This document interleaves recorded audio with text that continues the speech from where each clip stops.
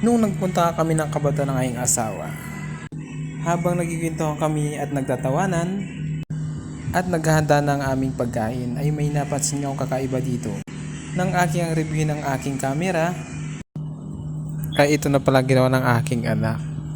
Ininom niya na pala ang tubig.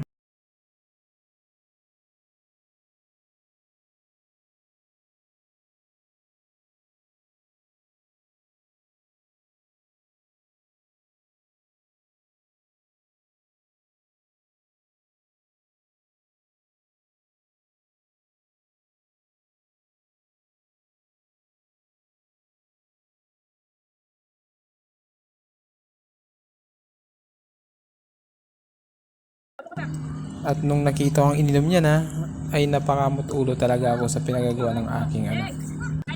Buti na lang awa ng Diyos ay hindi naman sumakit ang kanyang tiyan.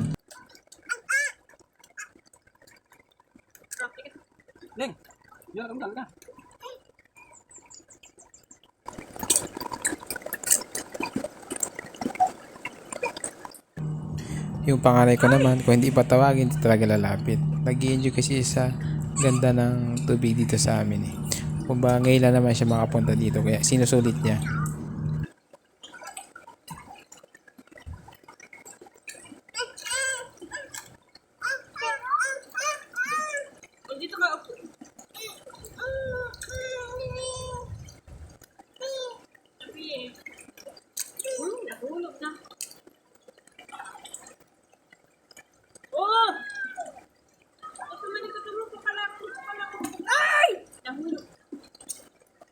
Mangoy na dong.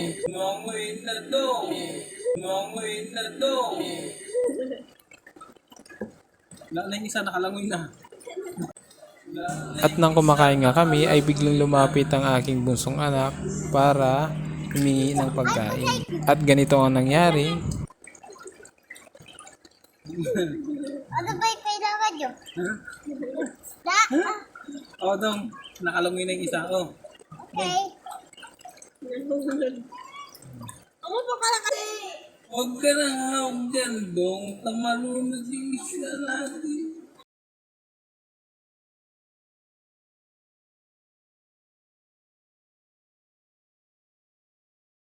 Hi guys! Hi guys! Hi! Hi!